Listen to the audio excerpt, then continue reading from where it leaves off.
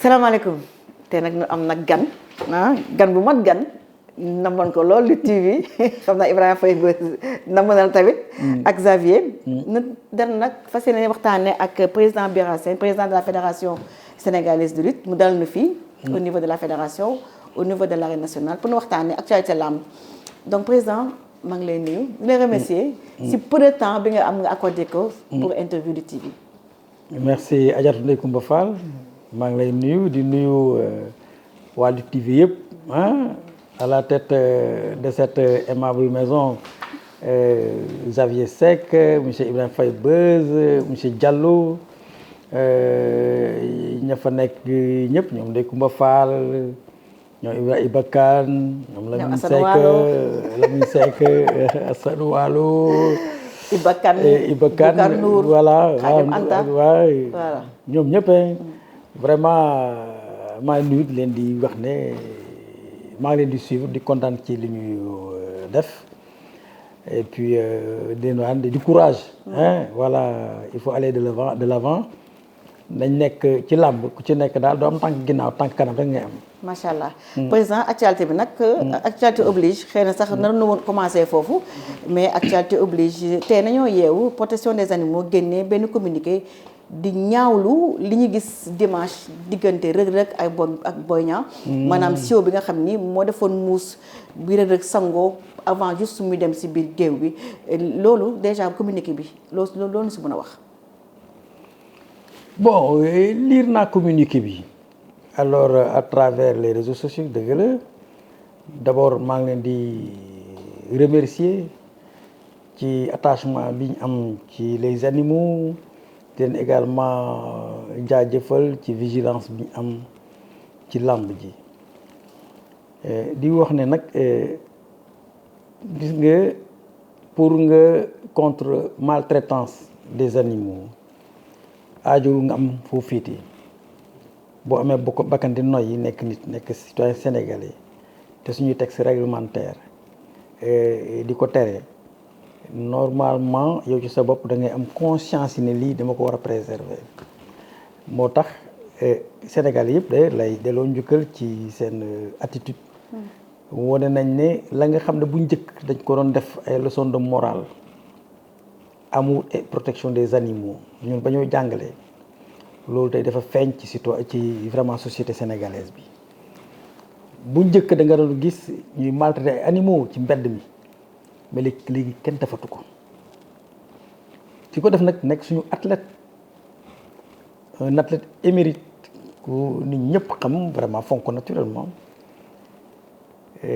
wone na ko mos a def na benn communiqué muy Reug Reug ñu di koy remercier également ci grandeur boobu wane na dafa juum c'est vrai préparation mystique am moo ko yewee mais xamuloon ne degré boobu dana fa yegg moom mu ngi cay jéggulu moi également en tant que président de la fédération sénégalaise de lutte comme suma njaboot moo def loolu dama ci jéggulu Sénégal yi nga xam ne loolu touché na leen métti na leen naqarul nañ ko également et que ñu xam ne xëy na benn pratique la woon mais nekkul loo xam dafa dëkk ci làmb ji wala boog ñun dañ ko cautionné ndaxte ñun dañoo xam ne suñu làmb aussi ay valeur la lay incarner valeur de respect n'est-ce pas de l'humain n'est-ce pas de la vie sur terre et particulièrement des animaux. wax nga ko léegi Reug Reug nee na dafa juum mais président li ñu gën a seetlu mooy. depuis quelque temps. mala yi. dafa mel ni dafa ñëwaat ci làmb ji te pourtant ci règlement yi dañoo tere ay mala gis nañu barki démb ña am na ko fi indi woon lapin mu pare nu kajji lapin bi gis nañu fi ay pitax est-ce que tey jii doo leen jël dogal rek arrêté carrément lépp luy mala xeetu mala nu ko dugal ci biir làmb ji. waaw xam nga li nga wax dëgg la merci du rappel.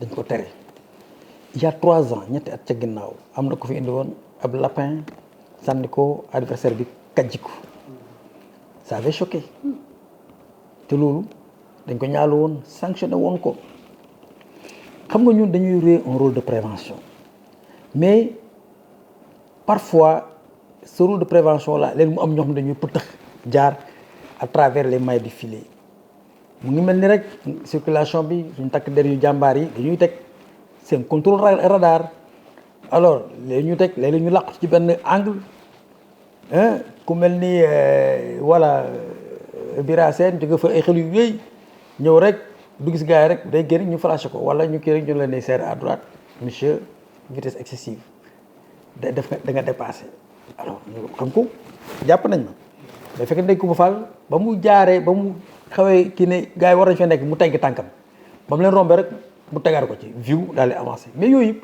day am ci structure bu nekk nag mais lii ñoom def nañ ko ñu ngi gis ay pitax ay picc li ngi ñuy picc mais picc dafa ma ci mala la bokk def ko ci kaaf 30 40 50 dugal ko fii ñëw ci arène bi di ubbi ñuy fur naan yooyu yëpp ñu ngi cee liggéey évidemment da nga fekk suma ordinateur maa ngi woon ci loolee pour rappeler que ne mala yi dañ leen war a aimer bëgg leen d'abord respecter leen te tamit bañ leen a toroxal loolu ñun suñu credo la ñun waa làmb maintenant dafay dugg ci sensibilisation dugg ci information mais également dugg ci li nga xam ne la phase cruciale bi nga xam ne ça va être exigence boo xam ne ñëpp a koy jël. mais président est-ce que tamit nekkul tamit loo xam ne mi ngi si texte yi. règlement bi dàq na ko. est-ce que tamit doon jël ndogal carrément tere ko une bonne fois que ngeen dugg si sensibilisation. non waxuma dama lay wax ne bu ñu defee rappel boobu ngay gis noonu xam nga ni nañ ci wax kooku day dugg ci domaine de la sensibilisation la nekk léegi mais dogal baa ngi fi mais dañ koy rappeler nit ñi que ne il est formellement interdit de maanaam dañoo tere daay man abadan lii. je vais vous raconter combien suñu tâche xaw a jafe manager bi fii la ñëw man lamb yu mag yi su amee fii lay nekk man à partir de 12 heures je suis là ba ba muy tas njëkk na ñëw ne ma mais président gars yi ne nañ dañu indi ay ginaar ñu ne suñu ginaar duñ dugg oui ma ne wuy texte yi dañoo tere loolu warul dugg bu ngeen forcé vous serez sanctionné te man gënu bëgguma ñu sanctionné leen dama bëgg ngeen conformer wu à la réglementation ganaar yi ñu tere ko ñoom ñu puus seen ganaar daal di ne sax non mais gis nañ ne diw indi na nangam loolu sax mooy sama lañ ma ko wax ñoom ne diw indi woon na ma ne ko mais su ngeen gisee loolu si jaaree ça au superviseur ñun gis nga dañuy vidéo dañ lay filmer parce que mën nañ ñëw soo mbokku tukulóor yi boo leen waxee ne yaa ko ñu ne defuma ko léegi nag dañ lay filmer soo xam ñu laa yoro lii yéene ko def mu ngi nii vidéo baa ngi nii mais c'est ça la vérité mais li nga xam ne gisuñ ko nag mënuñ ko sanctionner ginaar yooyu dugguñu mais ci ñoom di nga ne gi dugal nañ ay muus waaye la difficulté là te pourtant on a prévenu su nekkoon ne ñun dañoo bëgg a dagg nit ñi rek dañ leen di bàyyi ñu dugal ba pare ñu dagg leen mais image bi ni ko nit ñi di gisee c'est ça qui nous fait mal. Ça nous a choqué quand on a man bi ma nekkee ci biir làmb ji gisuma muus yi j'ai pas vu ça mais c'est après coup qu'on m'a envoyé les vidéos et j'avoue que koo xalaat rek envoyé na ma ko koo xam ne Bira Sène mooy président fédération rek envoyé na ma ko ci ay kilifa yu mag nag xam nga loolu aussi ça fait mal. Cela veut dire quoi j'ai compris les messages voilà Bira Sène gis nga sa njaboot gi li ñuy def et ça fait très mal. C'est pourquoi j'ai tenu dans mon communiqué ma wax ni vraiment ñu ngi jégal au nom de la fédération au nom des lutteurs et de tout le monde parce que suñu askan la évidemment bu yaatoo dañu lu mag yaatu lu yaatu vraiment du ñàkk ay yenn njumte mais ñu ngi cay jégalu bu wér bon heureusement que nee nañ ma ne muus ya deew ñu dara jotu leen yóbbu nañ leen te vraiment voilà jox nañ leen di show ñu ngay lekk ñu ngay naan man alhamdulilah. gis nañ tamit toujours ci même lancé boobu lu génne benn communiqué pour wax ni que Reug Reug aj nañ ko juróom benn weer benn boo ak ñett 6 mois ferme 6 mois. ferme dont 3 mois dont 3 mois. ferme 6 mois dont 3 mois ferme 6 mois avec sursis dont 3 mois ferme. amende de 1 million. loolu dogal boobu si muusi la jóge wala dafa am leneen lu mu def loo xam ni xëy na ñun yëguñu ko moo tax ngeen jël sanction yooyu. non muusi la c'est des interdits interdit boo def boo ko jalgatee da nga am une sanction administrative et ou financière ñaar. ñu on a fait les deux sanction administrative et pécuniaire parce que évidemment xam nga ñi nekk ci presse analyser ngeen ko rapidement et vite fait comme les choses vont trop vite maintenant ba ñenn ñi naan non li dafa ndaw dafa tuuti et cetera ma ne non vous savez c'est pas la sanction qui importe mais li am solo mooy vraiment la remise en cause de l'individu nit la ki nga xam ne moom mag la kilifa la di athlète avéré international même bu ne man damaa juum ne maa ngi cee jégalu na maa ngi jégalu suma bopp d'abord di jégalu askan wi loolu vraiment c'est pas petit def loolu ba pare ne vraiment ñu ngi jégalu reconnaître ko sans pour autant muy tergiverser kooku wax dëgg yàlla àtte ba dafa war a oyof soo c'était plus grave bu ñëwoon naan ah non gars dañ ma ko kii rek defuma ko yooyu non mais reconnaître na ko jégalu na ci quand même ñëwoon naa di non maintenant il faut vraiment il doit avoir une sanction parce que ñun dañ ko cautionné aussi ñu aj ko juróom benn weer yoo xam ne ñett yi lay tëdd de pare alamaan ko 1 million. waaw président balaa may ñëw nag bilan bi c'est vrai que bi nga jëlee président neen di wax ci bilan bi kon boo nañu xaar ba saison bi tëj déjà balaa boobu sax daañu si ñëwaat. président amaat na beneen actualité boo xam ne tamit jaaroon na fi mais boobu léegi fédération communique le cas de Bébé Diène. le cas de Bébé Diène déjà lan la si fédération def. depuis mu déggee. Bébé Diène par rapport ak maanaam turu jàmm bu mu jël ainsi de suite qu'est-ce que la fédération a fait en ce sens pour Bébé Diène. La fédération jusqu'ici n'a pas fait grand-chose deful boog lu tax ñuy wax ne def na au-delà des conseils yi mu prodigué ay managers wala ay nit ñu ko ay jegewaaleem xam nga leneen loo ci defoon muy niroo ne yow ci sa bopp dafa am noo taxawee ba ñu ko téye yónnee nañ nit mu seeti kilifa ga pour wane ay njëga ak rëccu fédération da waxtaan ak moom mais comme c'était pas un cas isolé boo xam ne benn dong la aussi mais yoon daf liggéeyam ñun nag foofu lañ mën a yem. bañ a demee waaye sa njaboot la la quoi suma njaboot waaw moo tax compassion boobu am moo tax may yónnee parce que boobu waa ñu war a voyager également ma yónnee ka ma yónnee dem na fa yegg na fa jottali sama yóbbante wax yu rafet ñoom ñu waxante ay wax yu rafet vraiment ba mu dem ñibbi ba mu delluwaat waata koy tamit mais comme ni ngeen ko déggoo rebondissement yi am ci mbir moomu mais loolee ñu ngi koy méttitlu li nga xam ne am na ko bokk ci suñu njaboot nekk fële vraiment ci bërëb boobu ñu téye ko donc amatul liberté moom amoon te boobu mu ngi woon ci ay quelques jours yi ak combat bu mag a mag bu mu waroon amal donc loolu vraiment ñu ngi koy masawu également di ko ñaanal yàlla tegil ko coono yooju ba vraiment ñu libéré ko ci situation ba mu nekk. ñu bëri nag bu affaire bi amee. ñu doon wax naan. Bébé Diène léegi li mu gagné woon pour drapeau chef de l'État tour boobu mu utilisé woon est-ce que dañuy retirer loolu yëpp mu jot a gagné parce que dafa fraudé par rapport à son nom wala dañ koy bàyyi rek après on laisse la justice faire son travail. Bon pour le moment xam nga déjà il n'est pas encore jugé il faut que ñu xam son degré de responsabilité fan la ci toll bu suñ ko attee ba notifié ko n'est-ce pas li nga xam ne moom moo tax ñu arrêté ko condamné ko ci nangam sangam ak yooyu ba procédure bi jeex ci la ñoo xam ñoon suñu bopp lan la ñoo def on va lui faire renoncer à tout ça wala ñun ñoo koy n'est-ce pas récupérer la nga xam ne def na ko mais je sais et reconnais qu'avant may ñëw évidemment dem na fi ci sélection Dakar dem na drapeau du chef de l'État bëri na fa am na fi ay licence aussi plusieurs fois renouvelé sax bëri na am fa ay ndam ak ay teraanga waaw loolu xam nga ni ko aussi li nga xamul yow munoo ko xañ ni doomu aadama waaw man nee naa leen nii laa tudd Kaolack laa juddoo nangam sangam mais dara wóoru leen ci donc ki ñëw kon nag droit bi ngeen di jox ku nekk ngeen may jox ñun la mu indi ay kayit yi wóor na gis nañu li kayitu Sénégal la dëppoo nag suñuy règlement ñu ne ko wala kii am na droit am licence ñu defar ko licence muy bëri boobu léegi mu ngi bëri même bi muy renouveler temps yële loolu ñu defar ko sur la base n'est-ce pas du passé qu'il a eu ici ndaxte li am muy yow muy yéen ñi muy man ñi évidemment dafa bett ñëpp waaw que ne yow doo lii nga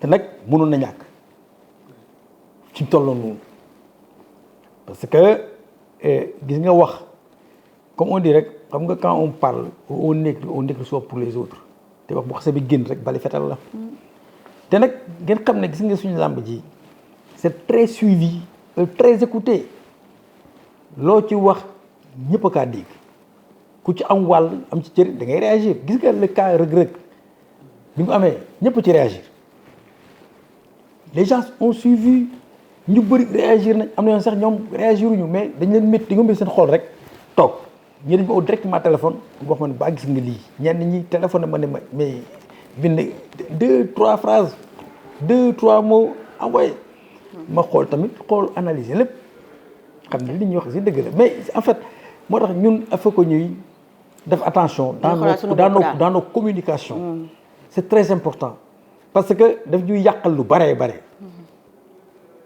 parce que lii bu amee ñu am nuñ ko waxee suñu yenn partenaires sax mun nañ sax ni ata nañ tey suñu bopp wala ñun nañ retiré wu wala nañ taxaw c'est pas bon moo tax ma ne au début wax naa ko fii bi ma jëlee service ma ne nañuy rendre positif nos actes et ñun ñuy accepter aussi di corriger suñu bopp di yedd suñu bopp ni ñu koy waxee ci wolof ak ni ko wolof yi defee yedd sa bopp mag mu ne day yedd boppam te boo toogee tamit da ngay toog ba mu yàgg nga xalaataat sa bopp yedd sa bopp face to face c'est en fait une séance promotionnelle d'un événement de lutte ñu di koy def lan lañ fa war a wax lu rafet lu aar làmb lu rafet lu taaral làmb tax sponsor yi gën a ñëw et cetera tax public bi gën a ñëw pour que affaire bi réussir mais pas pour se dire des insanités amul nañuy defar suñuy kaddu di rafetal làmb ji di ko taaral moo ko gën parce que loolu mooy li nga xam ne ñëpp a cee gagné promoteur da ci gagné le lutteur en question da ci gën a gagné parce que sponsor bu ñu yokkee moom mu gën a gagné amateurs yi également gën cee gis seen bopp parce que tax ñu sawar pour ñëw séance làmb ji d'autant plus que les amateurs sont les premiers bailleurs de la lutte sénégalaise donc war nañ leen di jox cër yi nga xam day tax seen xel day dal et puis seen fit dal ñu mën a ñëw. président si même sillage boobu combat boobu tamit ginnaaw bu nu jàppee ki nga xam ne mooy Bébé Diène amaan na beneen coow parce que dégg nga promoteur bi li mu wax jàpp na ne Zarko moo tax combat bi yàqu par rapport ak déclaration ñu def si face to face bi léegi le cas de Zarko parce que dañuy wax ne que Zarko aussi am na combat bu mu war a livrer pour le compte de Makan moom ak ki nga xam ni pour le compte de Makan moom ak Jackson moom jàpp na ne contrat am na fa waaye tant que Bébé Diène mi ngi fa du mun a bëre mi ngi si biir mi ngi si kaso bi léegi le cas de Zarko moom est-ce que yoon maanaam texte moo ko libéré ba ki mu war a bëree génn wala dafay nekk rek sous contrat ak ki nga xam ne moom mooy jamaïcain ba le problème de Bébé Diène soit résolu. xam nga ajaru léeguma Fall laal nga point bu am solo boo xam ne léegi nit ñi dañ koy négliger vous savez xam nga ne dañuy toog fii xam nga làmba ji mooy li nga xam ne lantinoor la day wax ci day dugg di génn rek foo toll di ko dégg eh bien yow boo demee ñu ne am nga un contrat irrégulier maanaam waxee dañ ko ci salon wala ci sa grand place wala leneen alors ñu bëgg nag ne alors que la fédération est bon dos bu ñëwee nañ ko xëpp fédération rek mu réglé ko ba ngeen di dox ñëwul demu leen fédération waxatu leen fédération régularisé wu leen waxu leen daara ci fédération xaala kasiran ñu toog ñu ne ni am na ñu ne non vraiment dañ koy libérer sur nos tablettes ce combat là n'existe pas encore Zarko il est encore sous contrat kay dafa am indisponibilité parce que il est entre les mains de la justice mais il y a un délai requis pour que bu jotee ñu notifier la libération de son adversaire mu uteegum combat tout temps restant redevable au promoteur premier muy comment s'appelle là encore jamaïcain il est sous contrat jamaïcain mais pas pour un autre su nekkoon ne bëri woon na par nag laa dafay libre mu ne dem contracté ji vraiment un autre combat mais kii mënuloo ne parce que ça va être trop facile kii naa ko boole ñu rendi ko wala excuse-moi ñu jàpp ko comme ça suma combat dootul am bu ko defee man ma dem bëri ji fële mais dafay facile c'est comme si aussi nga ne kii naa ko gaañ comme ça ma dem bëri ji ak kële ami non c'est pas comme ça ça ne se passe pas comme ça il faut que mu toog un délai requis pour que mu mun a am beneen combat sinon mais le gars là le promoteur bi mu amee combat naka da koy def moom wala moom nu mu ngi def dafay toog croiser les bras noonu te mu def ci xaalis bu bëri bi à une semaine vraiment ñun affaire bi vraiment yàqu na. ok mais président si côté boobu tamit dafa am loo xam ne il faut mu nga leeral ko amateurs yi. parce que su fekkee wàllum blessure mun nañu xam. 3 mois nga mën a toog. si wàllum décès. cas de force majeure de boobu day fekk sa yaay. wala sa papa mu génn àdduna maa détaillé. mais pour cas bi c'est un cas d'école boo xam ni musul dal waa làmb. maanaam un lutteur sa adversaire moo dénoncé. ba justice jël li nga xam ne moom mooy dossier bi. léegi ñaata délai la Jamaïcain war a toog. pour libérer Zarko ak Zarko aussi kañ lañ benn promoteur war a mën a jël contrat jox ko beneen contrat jox ko pour mën a bëre. oui xam nga li nga wax c'est en partie mais bii dafay tomber sous le coup de la force majeure. En cas de force majeure il y a un délai en cas de force dañu ne lii la war nga toog lii bu jotee ñu libéré ko mais dafay amel kële combat parce que lii jógewul ci promoteur bi jógewul ci kële ñu téye mais am na ci ku mu jóge ci adversaire bi la jógee adversaire bi moo ko boole c'est cette délation là qui a conduit à ce que le combat là toll fi mu toll bi léegi à supposer une chose ñu ne voilà dafay dem bëri ji beneen combat ngeen acté ko tey le lendemain le juge daal di koy libéré ne Kumba suñ ko joxoon combat ne dafay bëri le 17 ou bien le 25 ñu toog une semaine après le juge libéré ko mu gën a mën il est en forme il est prêt à combattre boo nu ñuy def xam nga il faut que ñuy sóoraale des cas comme ça jurisprudence nga fi mais aussi yow dossier bi nga maîtriser da ngay toog mu nga xaar donc dafa bees même pas un mois ñu ne woy na dem bëri ji et c'est comme si c'était fait sciemment et là ce serait très grave si c'est pour empêcher le combat pour comment s'appelle là le déroulement du combat ou la production du combat moo tax c'est grave. Et là, la fédération prendra ses responsabilités. Ça, c'est vrai. Maintenant, s'il l'a fait pour rendre à qui de droit, par exemple, service, il n'y a pas de souci. Bon, la délation, on l'a reconnu et tout ça, là, aucun problème. Mais, li grave, moi, nous ne sommes pas correct, nous ne sommes pas correct, mais nous, avons un calendrier juge. juge mën na toog mu àtte ko ne ko bon relaxé nañ ko wala defal naa ko sursis mu dem wala def naa ko 1 mois ñu tëdd ko pare il est libre mais là day am problème ñu nag ñu problème am ci loolu gis nga le lutteur Zarko am na contrat ak Jamaïcain contrat bi ñëwagul à terme na toog ba mu dem à terme bu demee à terme dañ ko notifier ko son manager parce que on lui a notifié un report pas une annulation un report nag mun na yeewu ñu ne ko le combat c'est dans 2 semaines ou bien dans 1 mois ou bien dans 2 mois ou bien dans 3 mois et là il est tenu d'attendre ce délai là loolu moo ci nekk mais comme que daal mu ngi ci loxoy yoon ñu ngi ñaanal suñu borom loolee mu tegee ko yàlla na ko yàlla teg ci jàmm ak salaam yoon am na calendrier boobu ñun dañ koy respecté nangu it ndogal loolu ñun waa fédération en tout cas loolu mooy suñu wax. président am na beneen point boo xam te bëgg naa si ñëw maanaam point wu contrat MMA yi indi woon na fi polémique yàlla def na si ndox bu sedd ba combat Reug Reug ak Boy Niang jàll na si jàmm yàlla dafa promesse bi ne Boy Niang Reug Reug su amee kaw tu vas trouver une solution yàlla def na que solution bi mooy sëgg nañu bëri le 7 juin. maanaam est-ce que tey jii duñ définir carrément képp ku am contrat bëri doo jël combat MMA. mu nekk benn dossier boo xam ne dañ koy tëj une bonne fois pour toutes parce que bii à chaque fois day mel ni day ñëwaat à chaque fois. waaw nekk ba xam nga yéen a ngi suivre actualité bi mais encore il faut rappeler qu'il n'y a pas de contrat, il n'y a pas de protocole d'accord, il n'y a pas de convention entre la Fédération sénégalaise de lutte et One Championship, c'est-à-dire que l'autre fédération qui s'occupe, n'est-ce pas, du MMA, martial mixed art. Amuñu benn convention, aucun lien. Awma droit laaj leen wala tere leen dara, ñoomuñ droit laaj wala ñu tere ma dara.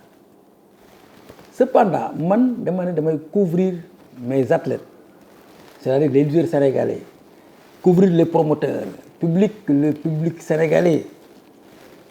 Lamb ji maanaam mbër mi su xasee ba am contrat Sénégal amatuloo droit nga signer contrat MMA loolu les textes sont clairs kooku suma premier mandature légiférer bindoon naa ko génnoon naa ko texte yi ñu ngi fi maintenant le lutteur buy dem xam nga kii dem di signer Assane Waalo bu demee di signer di man du ma ko yëg damay toog bay léeg-léeg ma gis comme ni nga ko defee xool ci réseaux sociaux yi ma gis combat tel à Dubaï ou bien et cetera li nga yëgul mënoo ci xam dara li nga mën mooy nga xool ndax est-ce que mais le lutteur là est-ce que am na fi contrat au niveau de la fédération si il est avéré que am na fi contrat nga convoqué manager am nga ne ko amène-moi le contrat de ton poulain bu ñu xoolee ñu xam ne nag contrat moo jot ñu ne kii du bëri ji fële bu bëri jee il va être sanctionné maintenant qu'est-ce qui se passe xam nga MMA bokkul ak ñun. Souvent da ngay jël benn contrat nga am ko fa fekk yow amoo xam nga fi amul combat amul contrat. bu demoon am na contrat de am na ay contrat yu mu signé pour MMA. dafa teewagul nag. mais am na contrat yu mu signé MMA. non dama lay prévenir rek. non Sénégal pour ëllëg si biir. mu nar a am problème non ñooy géré ma leen man fii ak Sénégal. waaw kon baax na waaw kon baax na non amul contrat Sénégal laa bëgg wax. ok sinon il est en train de terminer un contrat. mais après. xam nga bu demoon am ay contrat xam nga fële ñoom ñee dañu def une série de contrats une série d'événements on te fait signer un contrat ñu ne boo Assane Waalo da ngay am day Kumba Faal soo génnee ci tey Kumba Faal nga dajeeg Beuz soo paree Beuz nga jël Xavier nga ne boobu maintenant les dates seront fixées cependant le premier contrat contre X c'est le tel xam nga loolu mën a def 1 an 2 ans 3 ans même est-ce que vous comprenez un peu alors bu ko defee yow boo tegee loolu xam nga yaa ko xam parce que ñun loolu ça ne nous lie pas mu ñëw fii jël fi combat mu la kañ lay bëree promoteur wax ko xam na date bi nga xam ne war na ko bëri MMA de mais waxu ko bu ko defee yow boo ko jëlee nag nga jël bu toogee day bëri ci MMA ba nga ne non suma combat bi nga ne non mun la attendre man parce que cas bi c'est pas nouveau bi may njëkk nag président CNG Reug Reug amoon na cas bi on l'avait convoqué laaj contrat mu indi ko contrat bu moo jiitoon suñu contrat ñu et on l'a obligé à lutter c'est pernicieux c'est un peu c'est la difficulté su nekkoon ne ñun et puis loolu dina fi jeex parce que il y a une convention qui a été signée temps yële entre le MMA et la fédération mondiale que la convention ñun bés bu ñu ko jotee rek MMA day dugg ñun suñu texte réglementaire te bu duggee contrat bu am fële ñenn dañu koy envoyé ñun ñu rejeté ko wala ñu validé ko wala ñun suñu amee fi contrat ñu leen ko ñoom ñu téye pour que mbër mi du am des contrats qui vont s'entrechoquer. voilà qui vont chevaucher si tu veux. ok président xam nga yow nag président dañ fi bàyyi woon ay coow yu bëri nag bi nga gëj wax ba léegi ay coow rek moo nekk sa ginnaaw donc beneen coow bi mooy festival bi. festival bi. président festival lutte festival international lutte bi nga xam ni sa un de tes collaborateurs Beuz Pro Ibrahima Faye. da koy organiser.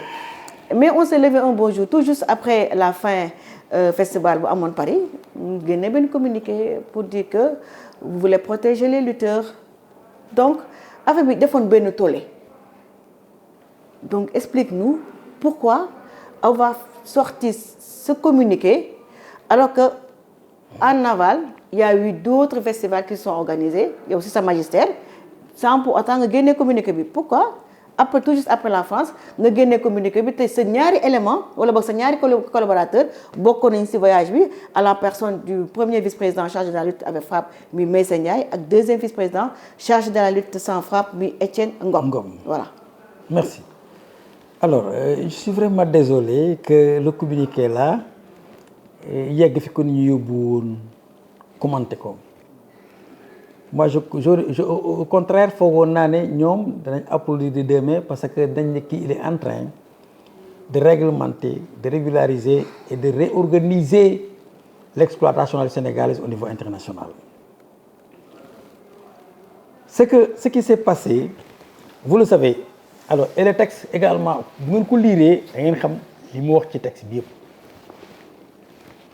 ce n'est pas pour interdire mais j'ai dit il faut qu'on réorganise ça. Il y a certaines pratiques qu'on ne dit pas dans la voie publique. Il y a des choses ici qui ne nous honorent pas.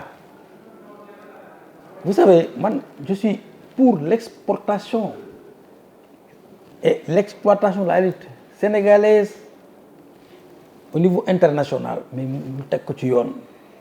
Mais qu'on propose aux étrangers qui aiment la lutte sénégalaise le véritable produit. Le bon produit n'est-ce pas de la lutte sénégalaise mbëri dem ngemb bu normal def suñuy cosaan dem ñu wëy ko tëgg ko ba pare suñu officiel encadré manifestation bi parce que jusqu'alors la lutte sénégalaise n'était pas reconnue à l'étranger par ces fédérations-là yow texte bi nga amul nag yow mënuloo ko officialiser wala mënuloo ko arbitrer. Depuis quand la fédération je suis parti. Depuis quand la fédération de lutte ne connaît pas la lutte sénégalaise parce que c'est pas la première fois d'organiser ay lamb extérieur. On a vu le cas de Badiane Production. tëgg na fi combat. Bombardier la revanche Bombardier Baboy. donc boobu sax bëre door la woon déjà. donc ban instant comme li nga wax ni ban instant la ko fédération française refusé. Non attends xam nga vous savez avant nous étions comité mais léegi mais maintenant nous sommes une fédération nationale premièrement et ailleurs les gens n'ont jamais accepté qu'on pratique la lutte sénégalaise dans leur territoire parce que la lutte main nue avec frappe c'est ça qui pose problème. dañ ko mos a bañ ba tey dañ ko bañ c'est la semaine passée que j'ai été là-bas j'ai discuté avec les autorités françaises à travers la fédération française de lutte wax nañu ba on a trouvé un accord bilatéral on est en train de faire la convention qui va être signée entre la fédération française de lutte et la fédération sénégalaise de lutte pour autoriser la pratique de la lutte sénégalaise en France et là il y aura lutte simple comme lutte avec frappe mais on est en train d'étudier un port de gants n'est-ce pas adapté pour la prise et l'appréhension boo xam ne boo nga sol gant di mun di dóor di jàpp te du la gêner dañ ko mën a organiser foofu nous allons faire une formation n'est-ce pas des techniciens français ci lutte sénégalaise ici ou fële comme ça dans cet accord arbitre français yi mën nañu sax arbitre du fii arbitre sénégalais yi dañuy arbitre foofu ñun foofu la ñu toll bu ñu paree boobu bu ñu paree la convention dans la semaine par exemple je vais retourner là-bas on va signer ce protocole là promoteur sénégalais bu la neex nga demay tëggi Bercy Modou Lo contre Sa Thiès et cetera sans aucun problème foofu la ñu toll ci affaire boobu noonu. maintenant beneen aspect ba. yow boo seetloo li nga xam ne moom la ñuy def souvent bu ñu demee nii en France am na amateurs yoo xam ne par exemple bon n'étaient pas contents ci spectacle ba. pourquoi. non dañu ne c'est pas nekkul ñu doon xaar. réellement parce que dóor bëri dóor la ñu doon xaar dóor de coup de poing ak yooyu parce que le charme vous savez il y en a qui aiment la violence le catch c'est un sport violent le MMA c'est violent mais gis nga ni ko ni ñu toppee les sponsors extra mais ñun suñu boss ji am na charme boobu mais il faut pas que ñu dem fële ñu proposer nañ ñi naan ay yooyu gars yi ça les déçoit te loolu ñun ça ne nous grandit pas ça grandit pas notre lutte ñun nañ bàyyi ñi bëgg bëri dóor bi ñu gis bëri dóor bi suivre ko lañ ca neex ñu am ko ca ñu bëgg bëri simple ba au contraire bëri simple nag par contre on a vu le combat Ibou Ndiaye Obali contre ordinateur c'était un combat les gens suivre nañ ko. Ils ont aimé. waaw ça a été. Ils ont aimé. donc man dama bëgg su produit bi bu ñu koy def nañ koy yóbbu exporter ko yóbbu Assane Walu Guèye yóbbu comment ça s'appelle Bukar Ndour. Papa Ndiaye yóbbu Abou Ndour Papa Ndiaye ñu dem yóbbu Mbaye ak Loum yóbbu ay Momo ñu tëgg ko. ñu gisee yéen ngeen gàddu seen fil daw fii di filmer affaire yi jox ni Sénégal nii la.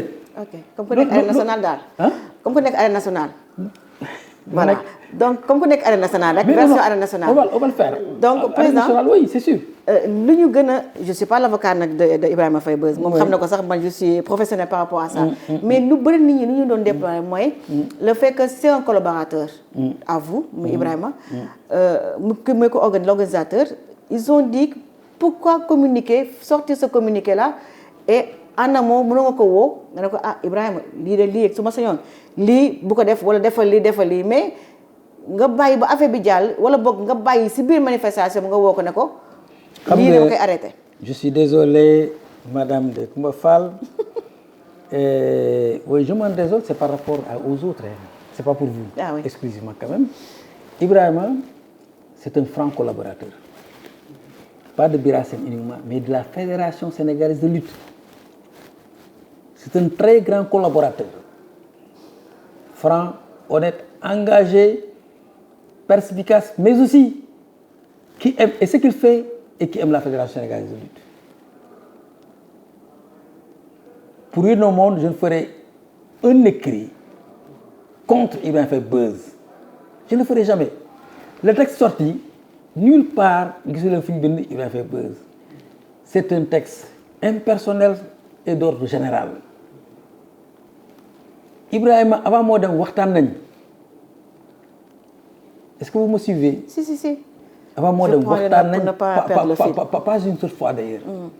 ba mu nekkee fële waxtaan nañu également. li gars yi di commenter Ibrahima du wax jamais tout ça il ne dira jamais ça. xam na fi ma ko teg man xam naa également fi ma teg tonton la may wax te effectivement tonton la. depuis affaire bi waxtaan ngeen vous êtes vu. mais on ne fait pas 2 jours te waxuñ mais dimanche fii la nekkoon. ci gala fii. ok fii la nekkoon ba ngeen de waaj a commencé le direct mu ne ma mais tonton xaaral ma daw kii lancé direct ak gars yi man moo xaar après mu kii at ba xam kan ma ko après mu ne tonton xaaral ma daw non on se voit on s'entend tous les pour ne pas trouver 2 ou 3 fois et cetera. Et la maison là Lutte TV mais j'en fais la mienne Xavier mais c'est mon collaborateur très franc en matière de marketing c'est lui qui me guide si tu veux. Diallo c'est un ami c'est une maison où vraiment moi j'ai pas de blanche. Tu es à l'aise. Je suis très à l'aise mais yow gis nga ma parfois gis ma dugg ci bureau bi génn dugg ci bureau bi toog waxtaan non maag Beuz y a pas amul benn y a pas de nébuleuse et pour rien au monde du mos a am. on va s'entendre parce que moi j'essaie de lui tirer les oreilles. J'essaie de lui parler. C'est un garçon non seulement il est courtois il est très poli mais qui sait écouter aussi. Et ingénieur, il est très intelligent. Machallah. Ouais, c'est un séeréer, ça se comprend. Donc, c'est un bon séeréer, très intelligent. En général, les séeréer sont les intelligents. On a vu le premier président du Sénégal, Senghor. Et même le président. Le président. Donc, vraiment, Alissa aussi, c'était aussi un séeréer. Donc, je n'ai tout ce temps à Assane Walu, mais je vais vous 2 questions. Encore 2 questions, président. Madame, Ligue B. Ligue bi il y a eu yéen ak Ligue bi vous êtes obligés de travailler ensemble. def nañu pas donc ça c'est passation de maanaam installation Ligue beeg yooyu noonu. Maintenant ce qu'on veut savoir wala boog acteur yi ñu bëgg xam acteur lamb nitu lamb yi ñu bëgg xam mooy prérogative ligue bi lan la est-ce que ñoom ci saison bi ubbee daañ joxe ay date parce que dans les autres ligues c'est comme ça que ça se passe wala fédération mooy jël yenn date yu mag yi maanaam les combats chocs les grandes journées nu bàyyi koog yeneen journées yi pour la ligue expliquez-nous prérogative ligue bi fan la commencé ak fan lay jeexee. merci dama bëgg rek foofu ñu am une compréhension commune dans la terminologie. On a dit la fédération nationale, la fédération sénégalaise de lutte. Et là, je vous renvoie à ce statut qui ont été adoptés le 30 août dernier. La fédération sénégalaise de lutte, c'est l'organe central. C'est la structure faîtière de toutes les structures de lutte au Sénégal. Moo ëmb ligue yi district yi sous-district yi ak les comités locaux les écuries et également les groupements associés ñooñu ñoo formé la fédération. La structure de base c'est l'écurie. Après nga ñëw ci les groupements associés dem ci sous-district district mooy les départements yi les régions après les régions nga ne de niveau national. Les textes sont très clairs. On les avait adoptés le 30 après le 30 et ensuite le 16 février je crois. Et la Ligue de Dakar a été représentée par Ibrahima Faye Beuz. C'est ici en tant que premier vice-président parce que le président était absent du territoire. Les textes ont été adoptés. Les ligues, j'ai dit les ligues. Nous en avons pour l'instant 10, on va travailler à arriver à 14 ligues. Parce qu'il y a 14 régions. 14 régions. Alors, dañ ne ligue bu nekk xam nga la ligue n'a pas de pouvoir. La ligue a une mission. Laquelle mission lui est conférée par la fédération. C'est la fédération qui a des programmes. Et ces programmes-là, il les fait exécuter aux ligues régionales. Alors, je sais que tu veux parler du cas de Dakar. Bien sûr. Le débat ne se passe pas ailleurs. Non, pas du tout. Les ligues, autres que Dakar, comprennent leur mission. Il n'y a pas de problème sur ça. Il n'y a pas de problème. Ils savent ce qu'ils doivent faire et ils sont en train de le faire. Ouais. À Dakar, par exemple, le président de la Ligue doit se référer à sa fédération qui lui donne des missions à accomplir. L'intention qu'on a dit que pour tout gala qui va au-delà de 3 millions, c'est géré par la fédération. Okay. Tous les galas qui se déroulent dans les stades nationaux sont gérés par la fédération. Les autres types de galas sont gérés par les ligues. Aujourd'hui, s'il y a un gala de 10 millions ou bien de 100 millions par exemple, à Kaolack, c'est la fédération qui va la gérer parce que ça a un relais, n'est-ce pas, d'une manifestation nationale. Okay. C'est ça la vérité. À Dakar et dans toutes les fédérations du monde et au Sénégal, c'est la fédération qui produit les licences. Les licences des athlètes, c'est la fédération. Maintenant, nous avons dit qu'on va donner aux ligues régionales de faire des licences régionales qui ont le limite territorial et également, n'est-ce pas, sur les cachets. La Ligue de Dakar, si elle a des stades, par exemple, elle peut organiser là-bas. N'est-ce pas, des manifestations, elle peut autoriser, aller organiser, et superviser et suivre. Il n'y a pas de souci. Vous savez, le problème là qui est évoqué, c'est demain qui sera évoqué, mais pas aujourd'hui.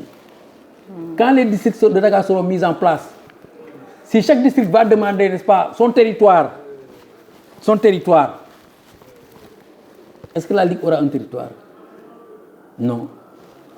Si Pikine dit que oui, moi, le stade, comment? C'est le stade... Arène nationale. Non, arène nationale, c'est national. Okay. Alassane Djigo, par exemple. Alassane Djigo, c'est mon stade là. sama département la ne bokk district Pikine man maa fay tëgg ñu ne ko woy ñu ne Géejawaay ñu ne Amadou Bari ñun ñoo ko moom ñun ñoo fay tëgg district Géejawaay ñun ñoo fay tëgg Rufisque mooy kii Ngalandou Diouf suñu ay stade la et puis ñoo fay tëgg d'ailleurs Kër Massar ne man suma stade maa fay tëgg fii amul stade régional à Dakar vous suivez un peu fu muy tëggee moi je crois que gis nga nit ki bu amee kilifa da ngay topp ci ginnaaw quand il y a une ligue la ligue n'a qu'à se rapprocher j'ai vu des autorités m'ont dit que on leur a conseillé cela la fédération elle est là pour tout le Sénégal moi j'habite Kaolack je ne vais pas donner à la ligue de Kaolack ce que je ne vais pas donner à Fatick je ne vais pas donner à Kaolack ce que je ne donnerai pas à Thiès je ne vais pas donner à Kaolack ce que je ne donnerai pas à Dakar moi les ligues sont d'égale valeur vis-à-vis de la fédération sénégalaise de lutte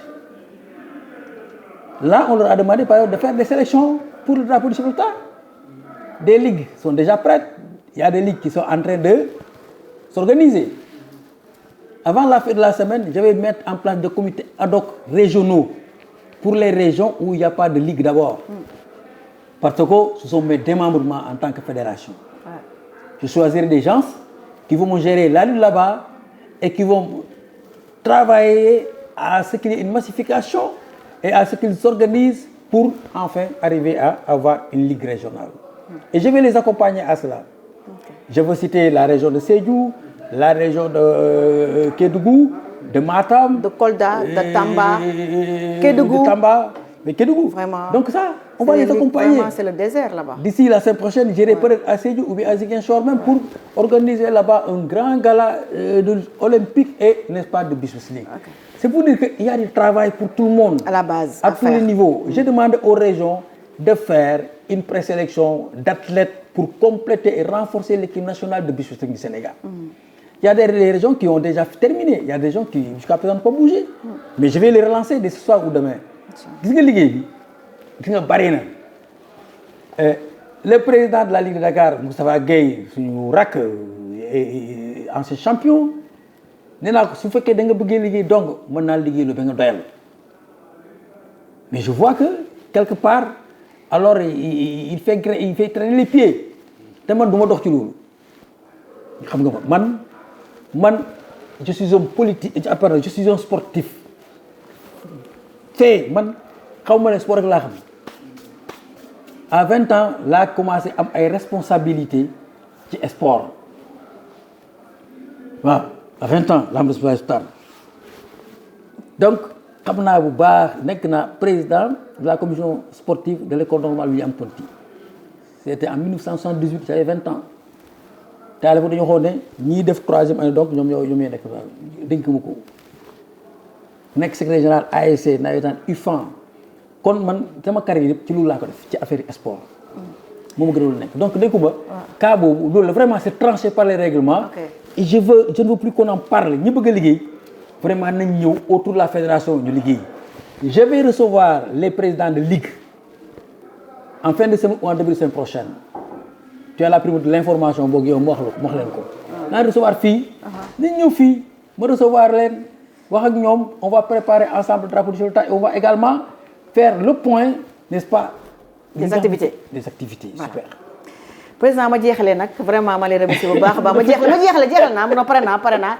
asamaan mi may xool comme genre ay ñëw ma jeexal naa sama temps laa jël 20 minutes lañ ma mayoon 20 minutes laa jël donc 20 minutes non pare naa bii laay pare président avec le CNG dañu doon wax ni que lamb octobre lay ubbi jeex juillet des fois mu am dérogation donnée par le ministère des sports mais bii fédération la lamb kañ lay commencer ak kañ lay tëj ndax maa ngi sax ay lamb ba mois d'août te xam nga ni stade bi c'est pas des stades fermés amaana taw bi dina fi kii te lamb promoteur yi ku leen bàyyi dañ tëgg 12 mois sur 12 mois kañ la lamb di tëj président wax nga dëgg et évidemment xam nga ñun dañoo bind ci suñu règlement ne lamb di ubbi de 1er octobre tëj 31 juillet sauf délégation express n'est-ce pas du président de la fédération loolu lañ ci bind. alors ren dañuy déroger parce que ñun on a pris service à mi en cours de saison. Il y a beaucoup de réaménagement des choses et cetera et puis il y a plusieurs compétitions yu ci am ci diggante bi moo tax on va réajuster de 2 à 3 semaines on va aller jusqu'au mois d'août ñu arrêté. hier am na ñu ñëw fii te dañoo bëgg a tëgg le 30 août. man leen ah mais non c'est pas possible franchement. nit ñi du ñu bàyyi.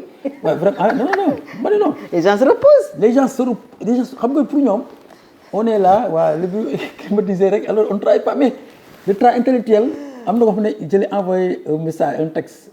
ay 4 heures du matin un collaborateur mu ne président xanaa doo nelaw. wax dëgg fa yàlla. ma ne si je dors tout le temps peut-être que léeg-léeg ma nelaw daa des su xel bañ a fàtte. ma xam ne mën naa concentré wu ma toog liggéey li may liggéey daal di mais loolu aussi ñu ne alhamdulilah parce que ça veut dire que nit ñi bëgg nañ làmb xam nga bu njëkk yéen da ngeen doon insurance da ngeen doon laaj ñu ne non man damaa tëgg perte damay bàyyi damay perte gi waaye dégg nga gars yi wax dama perte de ah. làmb dafa métti la ñuy wax. mais lu méttul amul. lekk sax dafa métti mais bés moom mi ngi perte moom day tëgg mi ngi perte. waaw dégg naa bi ñu demee Dakar ça vraiment je l'encourage. waaye nee na moom dégg naa bi ñu demee France. pour leneen moo tax muy def. dégg naa ne bi ñu demee France. c'est pour d'autres objectifs quoi vraiment ne perte na mais ça manque ci masawu mais di ko encourager il faut que se décourage. war nga ko jàppale de. dans le showbiz et le business. c'est comme ça sponsorisé ko. non ñoom non mu ngi liggéey je le connais ingénieur il va vite rebondir. non nee na lii sax c'est pour faire. d'autres projets quoi mais bien sûr. il faut atteindre d'autres objectifs. non parce que buy nooy di nooy. du xam voilà naka lay améliorer affaire donc di ko ci masawu di ko encourager noonu na gën a kii rek seet di doxuloon mu fexe nu mu doxee mais en réalité promoteurs yi maa ngi di encourager aussi parce que dañoo dajal ay xaalis yu bëri di ko ci def nag da ngeen di gis affaire bi mu mbu et tout ça là mais c'est beaucoup de millions qu'ils mettent là-bas. ah si fi ñu koy jëlee ñoom ñoo xam mais yàlla na yomb. mais la saison là bu ñu ko arrêté août l'année prochaine incha allah on va tout faire bu neexee yàlla ak yeneen taw ba ñu démarrer le 1er juillet 31 juillet ñu arrêté. 1er juillet. pardon 1er octobre. autant pour moi 1er octobre. tëj vraiment le 31 juillet ah waaw parce que loolu dafa am solo te ñun danañ jéem a def une maîtrise du calendrier parce que. bu ñu ubbee on va valider des journées aussi dañ leen di rendre public on est en train de voir na sa benn kii écran bu ñu def fii ci biti nga xam dañu ne ouverture le 1er ñu ne par exemple le 3 octobre tel gala la le 7 tel gala la tel ñu wax gala yi promoteur également n'est-ce pas les grands combats. ñu di ko affiché fii. ku dugg xam ne lii moo am. lii mooy innovation de taille. trois nga xam ne du ngeen nekk naan mais président ki mais est-ce que kii combat naa wala du am ak yooyu non fekk ma ne ko non bien boo nga copier yëpp yóbbu wóor na nii moom. ala budd combat yi dañuy am journée. voilà président na ma jeexal kii moo ma ko lancé léegi nouvelle ministre bi jigéen bi décidément sport moom ay jigéen rek la sa xarit moom dem na Khady Diène Gaye xëy na kii sa benn xarit la tamit. waaw bien sûr wala sa doom la. bien sûr ki sa doom la. waaw naka la Odile wala Kodil. waaw jërëjëf Odile voilà lan la séeréer la. non joolaa la sama mbokki joolaa la. donc nga wax nu si rek si alors vraiment bon voilà xam nga gis nga foo dugal sa loxo daj du nooy. da nga fay delloo fa sa loxo. da nga ko fay delloo. waaw. dañoo am jigéen yàlla war sa kër ñu am coupe d'Afrique wala ay coupe d'Afrique ñaamaat koo xam ne tamit am na vraiment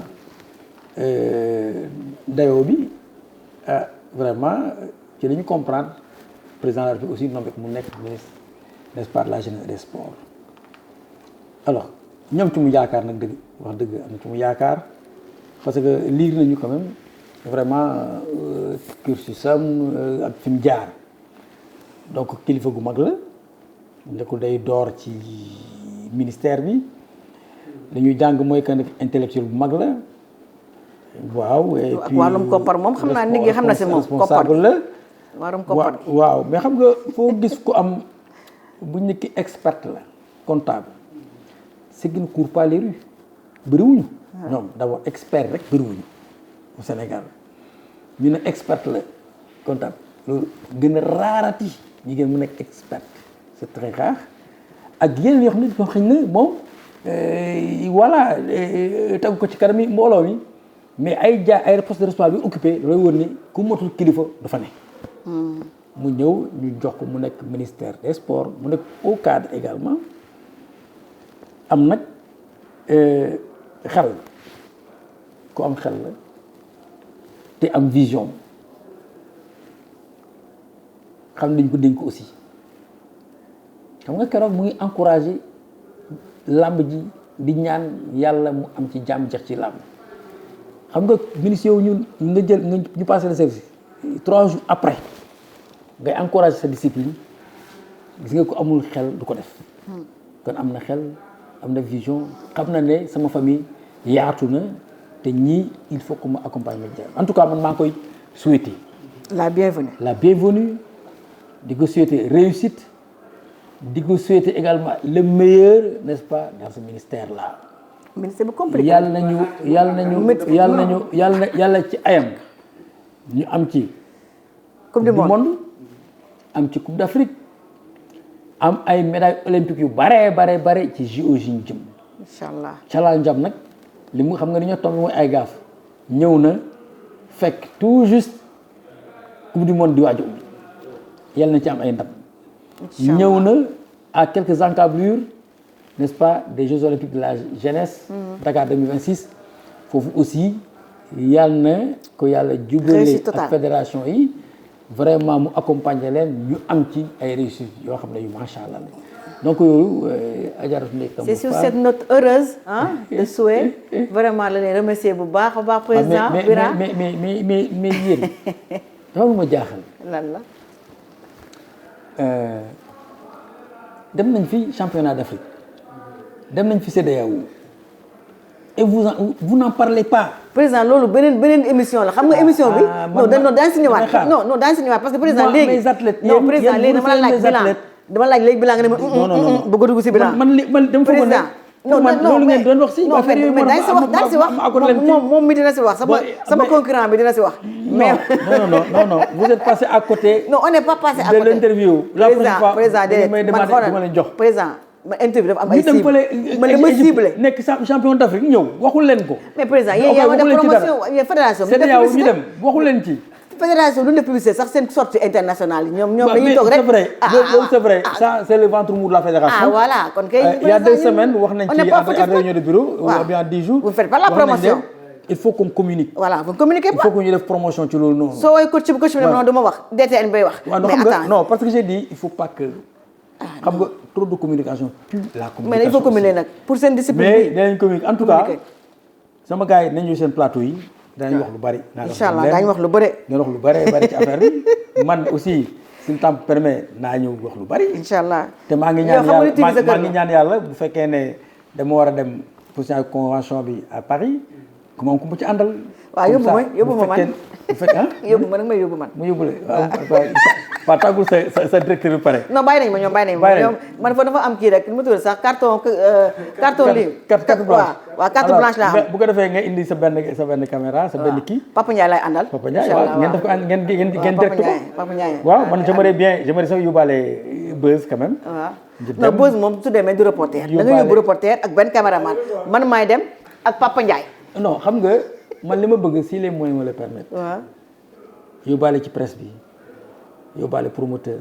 si yoon. yóbbaale vraiment. say collaborateurs mes collaborateurs. waaw. vraiment ñu dem gars yi gis le charme la chaleur de la lutte sénégalaise xool aussi les personnalités sénégalaises parce que les promoteurs c'est des personnalités. de la lutte sénégalaise aussi ñu dem ñu toog parce que ñoom ils sont en train de me proposer à ce que ñu defee signature au niveau de l'ambassade du Sénégal en France. xam nga loolu c'est symbolique. c'est symbolique. Hein? Voyez un peu. À défaut, il faut également un autre site stratégique pour eux. Mais man ñu defee ko suma kër moom gën a ñu defee ko seen kër ñoom. Mais en tout cas, c'est des gens qui sont très positifs par rapport, n'est-ce pas, à cette collaboration. Voilà. Président, merci beaucoup. Merci. Merci, ça a été vraiment un plaisir. Merci de recevoir nos filles oui. si fédération bi. ce bureau. déjà donc actualité yëpp actualité lamb yëpp donc man j'ai pris que 30 minutes jël ma sa temps bi bëre j'ai pris que 30 minutes vraiment président kontaan naa lool. tu es un ami ah yow sama xarit nga maa ngi yow depuis CRG wu Kaolack. man sama bët xam nga man sama bët du gis heure. gisuma li nga may wan nii sax gisuma ko. 61 minutes la jël. non moom montre bi jël temps bëri 61 minutes gisuma non j'ai pris que 30 minutes sa montre bi gisuma ko. Mais ça a été très court et très intéressant quand même et je veux vous féliciter vous encourager surtout et encourager encore madame Ndeye Coumba Fall. Elle est très accrocheuse. J'en ai parlé l'autre jour fële la directrice de voilà pour dire que moi yow tu as la même quand même le même réflexe que Ndeye Coumba Fall, le même style. Elle est accrocheuse. Et elle ne lâche pas, elle ne lâche pas. Bon, mais c'est très bien ça et c'est bien. Dans la formation journalistique yooyu da ci am solo parce que am na ñoo xam ne soo accroché wu doo jot. Les interviews parfois nga autorité bu mag ñëw fii ku nekk bëgg a tendre micro boo duggul sa mbagg doo jot. ça c'est vrai. Alors mais c'est bien comme ça soyez agressif hein vous deux allez-y vers l'information et la primauté de l'information et cetera. Et aller à l'essentiel. Et à l'essentiel. Et soyez restez aussi positif. Ouais. Parce que là le Sénégal a besoin de vous. Il y a maintenant des promoteurs, des sponsors qui veulent venir. Explorer la lutte sénégalaise, qui veulent venir soutenir la lutte sénégalaise. Mais ce qu'ils disent à travers la presse, vous faites que ce n'est pas favorable à ces luttes-là, à la sénégalaise, mais il y a un problème. Ouais. Hein? Et l'INEDEF, c'est presque mieux suivi ailleurs qu'ici au Sénégal. Vous voyez, dimanche, les jeunes qui sont là-bas, ils vont de suivre le TV, affaires, commentaires, des qui vont fële laa koy yëgee ñoo ma koy balancer yónnee j'ai un garçon parce que mais pas est-ce que déglu nga kii déglu kii c'est pour dire que c'est un monde en poche ñun bi ñuy def ay formation affaire internet au début des années 2000 ñu wax ne ñu bientôt vous aurez le monde en poche da ngay toog sax ngay téléphone di wax ak di gis ki ngay waxantel pour moi c'est des rêveries man ki ñu doon formé di wax loolu man kii est-ce que c'est demain la veille? Mais quand c'est arrivé, j'ai dit que pourtant on l'avait dit, etc. Gis nga Adama Sow journaliste. Oui, de la RTS, ancienne de la RTS et TFM. Oui, je le cite, encore un coucou. Il a fait, n'est-ce pas? On dit dans une réunion, il a expliqué les choses. Distribution de beaucoup d'ordinateurs pour ça, pour extra. Il est très calé. Très calé. Ouais, je le connais très bien. Ah oui, merci. Ouais. Hassan, merci. Déco, merci. Merci, président. Merci aussi à Hassan Wallo, mon confrère. Merci aussi à mon ami et confrère, Papa Ndiaye, l'ami des passes. Donc, merci aux internautes de Lutte TV. Donc, je vous rendez-vous avec Benayon sur Lutte TV avec un invité. Merci.